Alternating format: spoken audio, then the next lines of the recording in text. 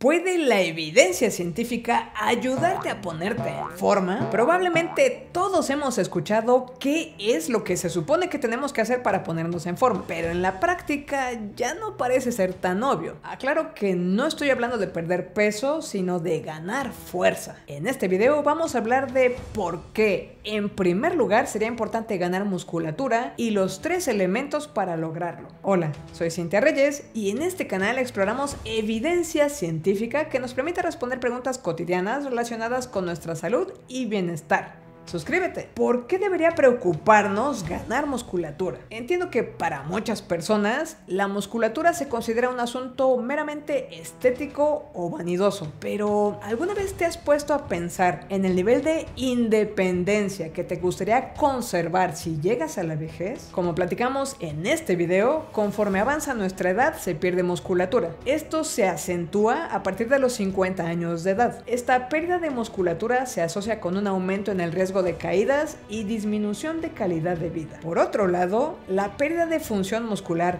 que se asocia con la fuerza y no tanto con el tamaño muscular, se asocia con nuestra capacidad de caminar y realizar movimientos lentos. El entrenamiento de fuerza con pesas libres, máquinas de pesas o bandas de resistencia puede ayudar a desarrollar y mantener masa muscular y fuerza. Trabajar para tener músculos fuertes también contribuye a tener huesos fuertes y minimizar el riesgo de fracturas debido a la osteoporosis. Es como si el ejercicio de resistencia fuera una especie de ahorro funcional para los músculos en la vejez. Entre más pronto en la vida comencemos a hacerlo y mantenerlo, mejores nuestras probabilidades. Además, no estamos hablando únicamente de movilidad. Estudios como este han identificado que en adultos mayores, solo 12 semanas de ejercicios de resistencia pueden mejorar marcadores neuroquímicos en su cerebro. Incluso en personas con factores de riesgo de deterioro cognitivo y demencia, como pacientes con enfermedad de pequeños vasos cerebrales, se ha identificado en ensayos clínicos como este que el ejercicio de resistencia puede tener un efecto protector en su cerebro. El ejercicio de resistencia también tiene otros efectos favorables. Por ejemplo, en este análisis se trabajó con datos de 16 estudios independientes que incluyeron en total a más de 250,000 personas. Se identificó que las actividades de fortalecimiento muscular se asocian con reducir el riesgo de mortalidad por todas las causas y enfermedades no transmisibles graves como las cardiovasculares, distintos tipos de cáncer y diabetes. En videos previos hemos hecho análisis más puntuales donde los beneficios del ejercicio salen a relucir. En este hablamos sobre estrategias no farmacológicas para ralentizar la progresión a diabetes y en este analizamos estrategias para evitar el cáncer. Para darte una idea, en este estudio se identificó que una sesión de entrenamiento puede ayudar a controlar el azúcar en sangre hasta por 24 horas y a mejorar la resistencia a la insulina hasta por 18 horas. Este estudio sugiere que el beneficio existe también en el mediano plazo,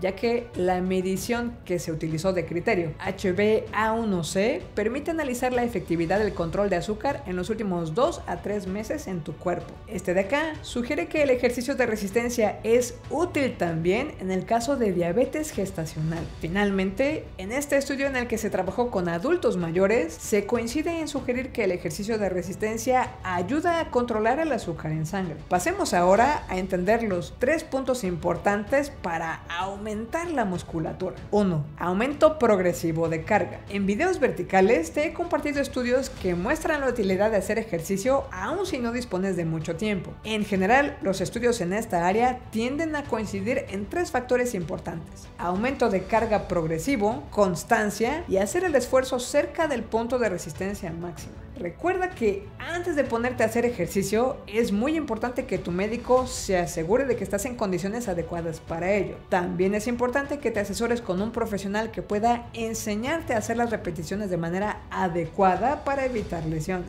El aumento progresivo de carga consiste en aumentar gradualmente la exigencia a la que se someten los músculos para con ello estimular la adaptación y el aumento continuo de la fuerza y el tamaño muscular. Hay variantes a esta estrategia como el aumento de repeticiones, que fue validado como equiparable en este pequeño estudio. El aumento progresivo de carga parece ser particularmente importante para aquellas personas que quieren crecer visiblemente en músculo. Para los fines de este video, lo que nos interesa no es un gran volumen muscular, sino la fuerza. Estudios como este, realizado con 1275 hombres y mujeres, sugiere que aquellos con una fuerza de prensión en la mano relativamente débil tienen menor fuerza muscular general y coinciden en mostrar signos de envejecimiento acelerado en su ADN. En este otro estudio, realizado con casi 140,000 adultos de varios países, se observó que la reducción de la fuerza de prensión en la mano estaba estrechamente relacionada con la mortalidad. De hecho, esta variable resultó ser un mejor indicador del riesgo de muerte prematura que la presión arterial, que normalmente se considera como uno de los mejores indicadores de la esperanza de vida. Por otro lado, este enorme análisis que involucró más de 300 estudios y más de 8,000 personas concluye algo que quizás era lógico de esperar. Todas las combinaciones posibles de series, rutinas y pesos son mejores para aumentar fuerza y musculatura que no hacer ejercicio. Sin embargo, las rutinas de mayor peso parecen ser las más favorables. Las buenas noticias son que, al menos de acuerdo con este pequeño estudio realizado con personas con una edad promedio de 59 años, aquellos que comenzaron a levantar pesas ligeras ganaron aproximadamente la misma fuerza y masa muscular que aquellos que trabajaron con pesas de mayor peso, vaya. La variante importante aquí es que quienes trabajaban con peso ligero hacían más repeticiones acercándose a su punto de resistencia máxima. Este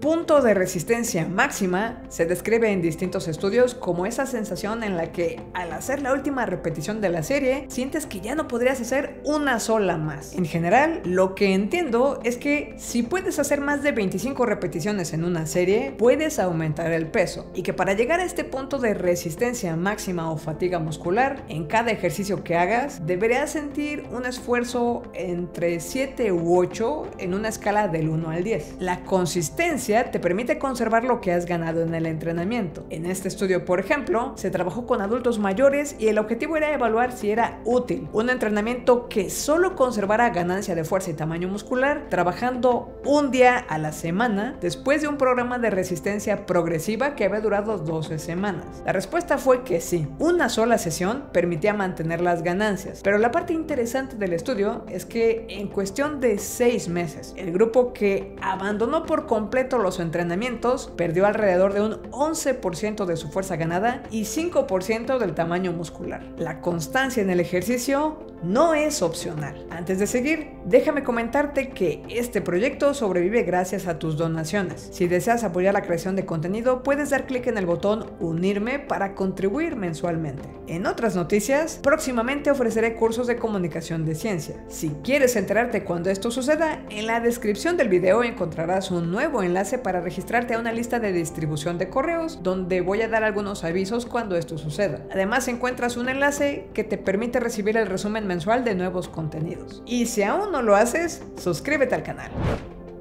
2. La selección de alimentos. Esencialmente, los bloques de construcción de los músculos son los aminoácidos. Hay dos maneras de obtenerlos. Puedes tal cual ingerir aminoácidos en algunos alimentos o puedes consumir proteínas que en la digestión se parten en distintos aminoácidos. Estos bloques permiten que tu cuerpo construya los músculos. Para fines prácticos, típicamente los nutriólogos, cuando hacen el balance de qué alimentos te recomiendan para cada día, hablan de manera genérica de proteínas y te dan un objetivo de ingesta. Las guías oficiales sugieren 0.8 gramos de proteína por kilogramo de peso para hombres y para mujeres. Sin embargo, en principio esa ingesta es para personas que no están en ningún régimen de ejercicio. Y la realidad es que hay fuentes como esta que sugieren que esos valores son inferiores a lo que se requieren en realidad, por lo que de hecho deberían reevaluarse. La declaración de posición hecha en el 2016 de la Academia de Nutrición y Dietética, Dietistas de Canadá y el Colegio Americano de Medicina Deportiva recomiendan las siguientes pautas para la ingesta de proteínas para personas físicamente activas. 1. Entre 1.2 y 2 gramos de proteína por kilogramo de peso corporal. 2. Que el consumo de proteínas se base en la intensidad del ejercicio o la restricción calórica. Y 3. Que los atletas deben consumir entre 0.25 y 0.3 gramos de proteína por kilogramo de peso corporal en las 2 horas posteriores al ejercicio para aumentar la masa muscular. Dado que este sigue siendo un margen muy amplio, entre 1.2 y 2 gramos de proteínas, hay estudios que se han enfocado a buscar un dato más preciso.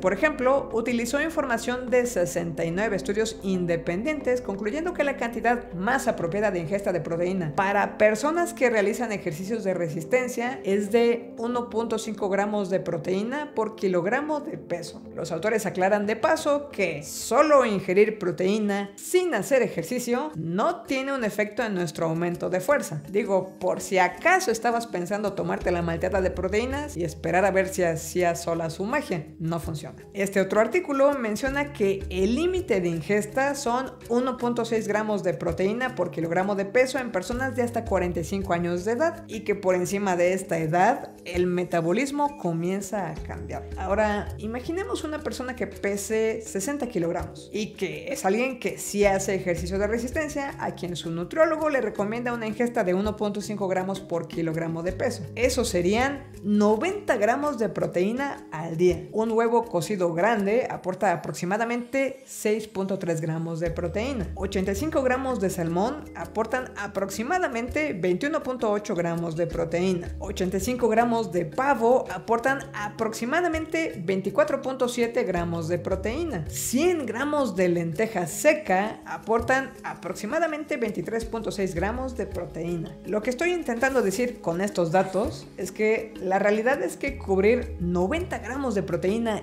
en un día no es tan sencillo, y es posible que esa sea en parte la razón por la cual hay muchas personas que, aunque hacen ejercicio, no ven el efecto que esperan en su cuerpo. Y con esto no quiero decir que todo el mundo debería correr a comprar estas malteadas de proteína. Lo que quiero decir es que sí es importante que un profesional del área de nutrición, y no alguien X del gimnasio, te ayude a hacer un análisis ajustado a tus necesidades para que sí logres cubrir esta ingesta de proteína que requieres. 3. Descansar. El sueño es el principal periodo de recuperación del tejido muscular. En este periodo, el cuerpo libera hormonas como la hormona de crecimiento humano y la testosterona, que estimulan la reparación y el crecimiento muscular. Hay estudios que sugieren que cuando se disminuye la duración del sueño y al mismo tiempo aumenta la carga de entrenamiento, el riesgo de lesiones es mayor. Prolongar el sueño mejora el rendimiento, la sensibilidad al dolor y la recuperación. En este estudio, en el que participaron más de 10,000 personas de entre 16 y 30 años de edad, se midió su fuerza de agarre y se identificó que, al menos en los hombres, cuando dormían menos de 6 horas, tenían menor fuerza muscular en el agarre que aquellos que sí habían podido dormir entre 7 y 8 horas o más de 8 horas. La realidad es que, a pesar de lo que sugiere este estudio, no hay tanta claridad de cuántas horas necesita cada persona dormir. No es una regla absoluta que todos deberíamos dormir 8 horas diarias, pero hay estudios un tanto extremos como este, en el que se tomó a 32 ciclistas entrenados y se dividieron aleatoriamente en dos grupos. Ambos grupos realizaron un entrenamiento por intervalos de alta intensidad. A la mitad de ellos los dejaron dormir como normalmente lo hacen, y a la otra mitad solo los dejaron dormir la mitad del tiempo que normalmente duermen. Dejaron a todos descansar 2 semanas y luego invirtieron a quienes privaban del sueño y a quienes dejaban dormir naturalmente. Se identificó que después de la desvelada, en general, los voluntarios tenían menor potencia. Se sentían, obviamente, más adormilados, poco entrenados para entrenar e incluso tenían una presión sistólica reducida. Todo esto sugiere que incluso una sola noche de mal dormir podría afectar nuestra capacidad de recuperarnos físicamente. Suscríbete al canal y comparte nuestro material. Te invito también a ver este video en el que analizamos las posibles bondades para la salud de tu cerebro del consumo de creatina. Recuerda que puedes apoyar la creación de contenido con pequeñas donaciones, como ya lo hacen ellos. Muchas gracias.